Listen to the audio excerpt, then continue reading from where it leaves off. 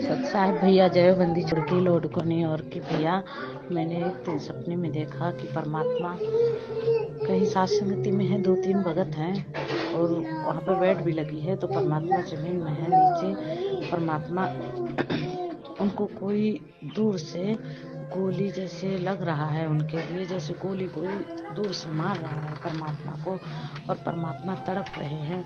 और परमात्मा के शरीर पे घाव बहुत सारे घाव है परमात्मा के शरीर पे। हर एक घाव में से चमक निकल रही है परमात्मा के, और परमात्मा तड़प रहे हैं भैया। तो जब मैं परमात्मा को तड़पते हुए देखी तब भैया मैं परमात्मा को ऊपर जैसे परमात्मा को बचाने के माध्यम से परमात्मा के पास चली गई। तो जब परमात्मा को और रोने लगी कि परमात्मा क्या हो गया, परमात्मा को क्या हो गया, परमात्मा को क्या हो गया, तब भैया जब नीचे सिर किया मैंने, ऊपर सिर उठाया तो वहाँ पे शिव और पार्वती थे। जब शिव और पार्वती को हम देखे भैया तो हम उनसे सत साहिब बोले। हम ना उनको प्रणाम किए, ना कुछ बोले कि ये भगवान है, कुछ ना हमारे अंदर भाव आया। बस हम उनको सत साहिब बोले। सत साहिब बोल के जिस बहन के घर सात संगति थी उस बहन के भगत जी बहुत सारे महात्मा संतों को लेके आ रहे हैं, पीले कपड़ा वाले पहने हुए आ रहे हैं। तो हम बोल रहे हैं बहन जी ये क्या हो रहा है, आपके भगत जी तो बाहर से सारे संतों को लेके आ रहे हैं। और परमात्मा का ऐसा थोड़ी होता है कि कोई सात संगति करे तो संतों को भंडारा कराए। वो बहन भंडारा बना रही है। हम बोले हम तो यहाँ पे 1 मिनट भी नहीं रुकेंगे, हम यहाँ से जा रहे हैं।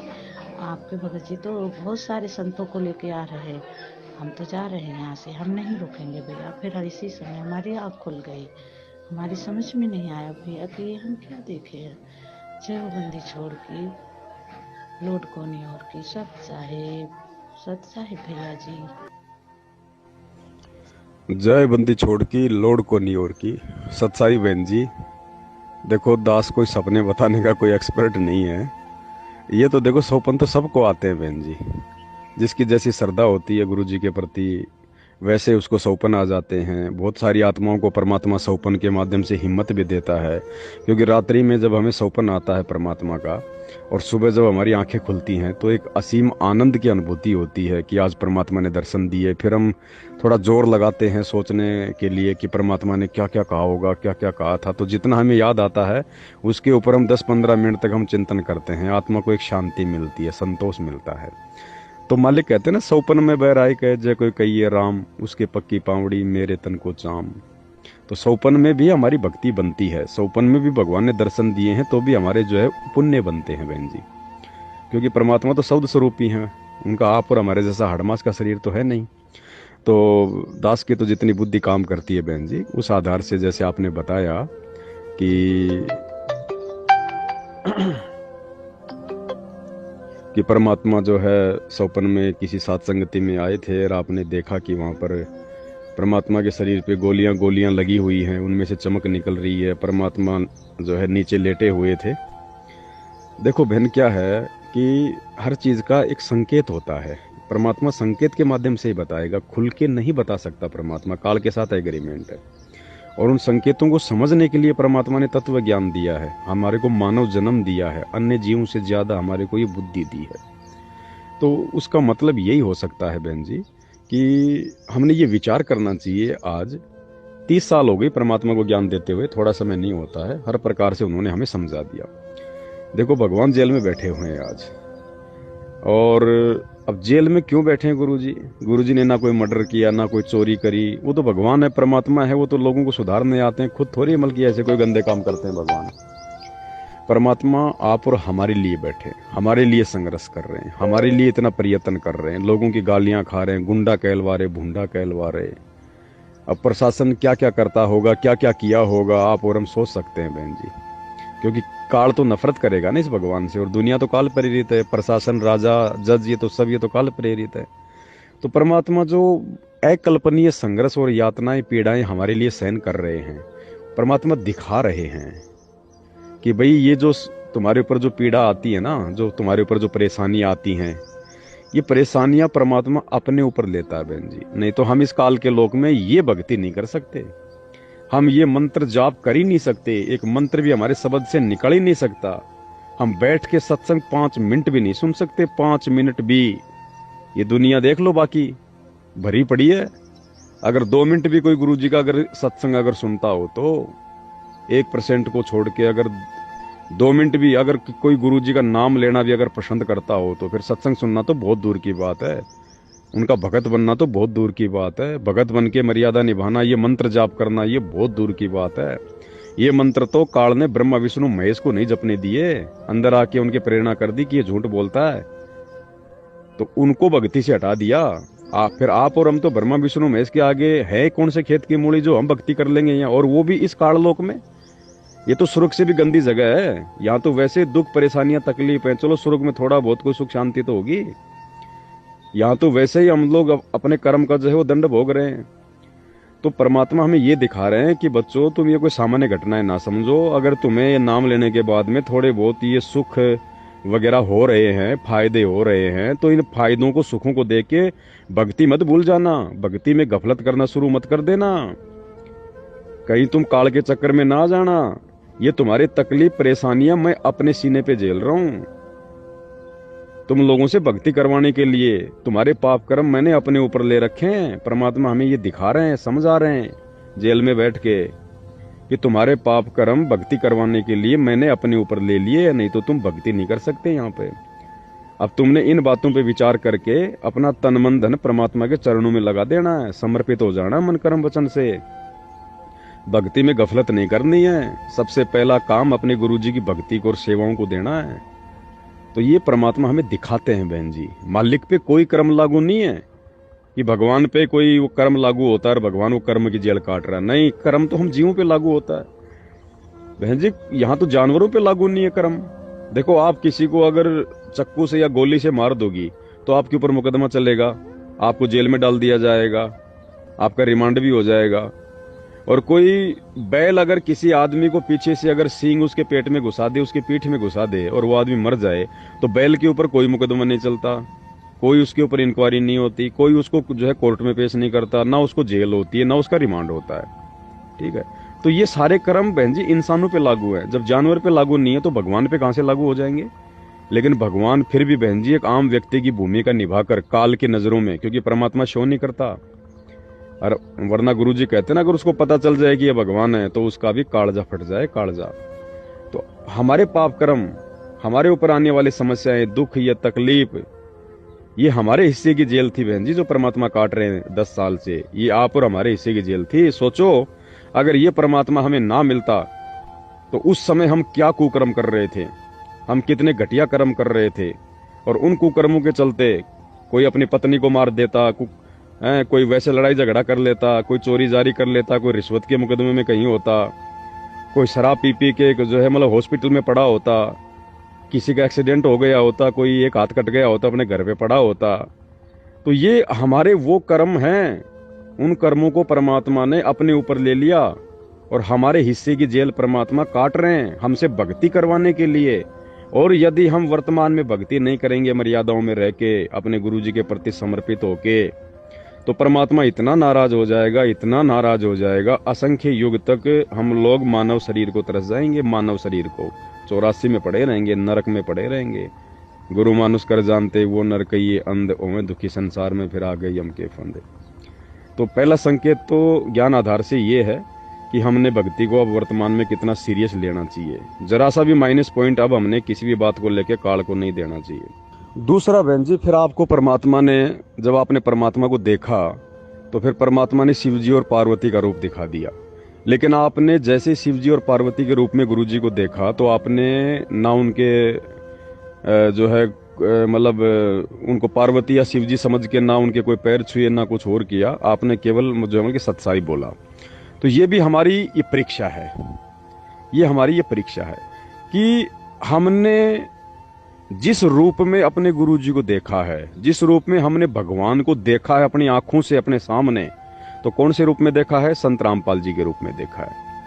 तो हमने अंतिम श्वास तक संत रामपाल जी के रूप में ही परमात्मा को देखना है, वो चाहे धरती हो, चाहे त्रिकुटी हो, चाहे सतलोक हो। अगर इनके रूप में अगर कोई दूसरा आ जाए, या बार बार जैसे एक बार संत रामपाल जी बन जाए, दूसरी बार कोई दूसरा बन जाए, कोई देवता बन जाए या कोई भगत बन जाए, है ना, तो भी हमने संत रामपाल जी तो भगवान है, परमात्मा है, तो लाखों लाखों करोड़ों रूप बना सकते हैं। ये तो ब्रह्मा विष्णु महेश का रूप भी बनाते हैं। सारे काम ये ब्रह्मा विष्णु महेश का रूप बना के सारे काम करते हैं। परमात्मा सबके काम सारते हैं। गोवर्धन पर्वत परमात्मा ने श्री कृष्ण का रूप बना के उठाया है। सुदामा के 3 मुट्ठी चावल परमात्मा ने श्री कृष्ण का रूप बना के खाया। रावण की नाभि में तीर परमात्मा ने राम रूप बना के किया।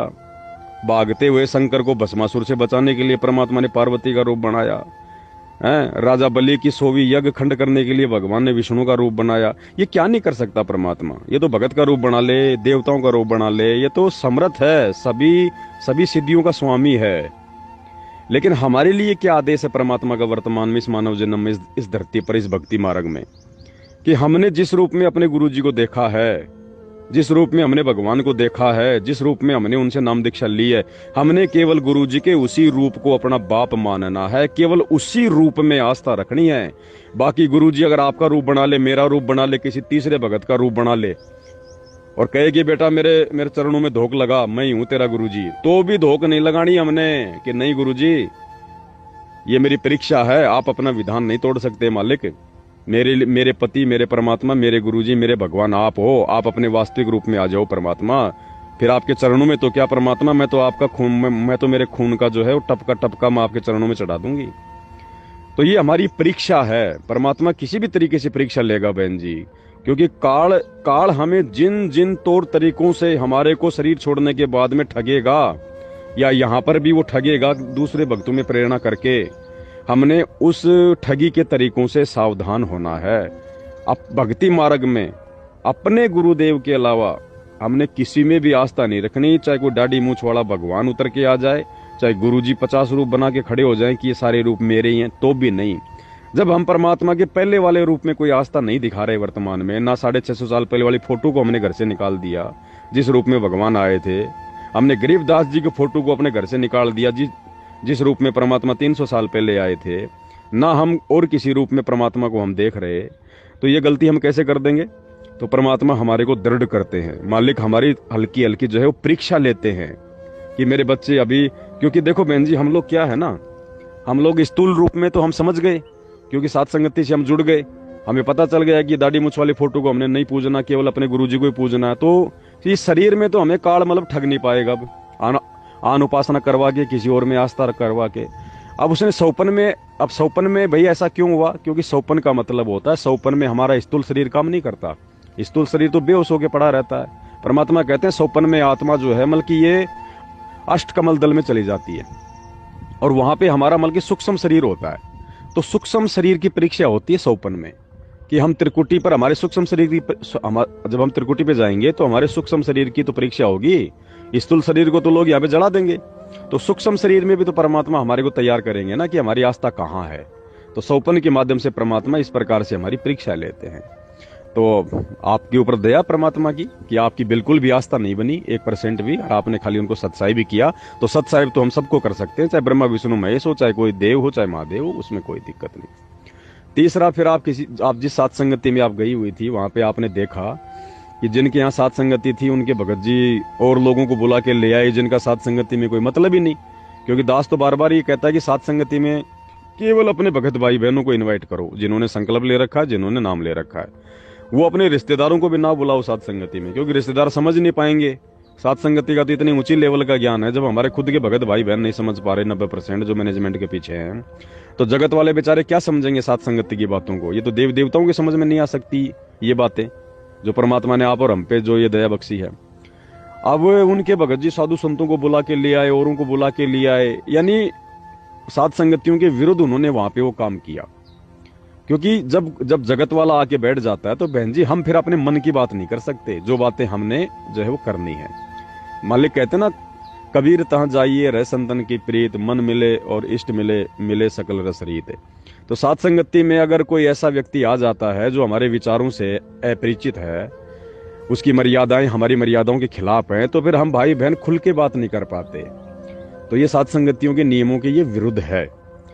वैसे कोई आ जाए तो बात अलग है, लेकिन हमने नहीं बुलाना। तो भगत ने बुलाया, साधु संतों को ले आया बुला के, तो आपने वहां भी आपने समझदारी दिखाई कि भैया आप ये क्या कर रहे हो, हम यहाँ पे परमात्मा की महिमा करने आते हैं, परमात्मा की जो है हम लोग चर्चा करने के लिए आते हैं, क्योंकि हमें पता है कि भगवान कौन है, परमात्मा क्या है। अब ये जगत वाले जानेंगे नहीं, ये फालतू की बातें करेंगे, हम इनको समझाने का प्रयास करेंगे तो ये 4 सवाल करेंगे।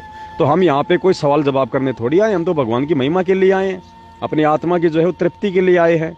तो वहाँ भी आपने समझदारी दिखाई कि जरा सा भी साध संगतियों में अगर मर्यादा विरुद्ध काम दिखाई दे तो हमारी किसी भगत से कोई यारी दोस्ती रिश्तेदारी नहीं है।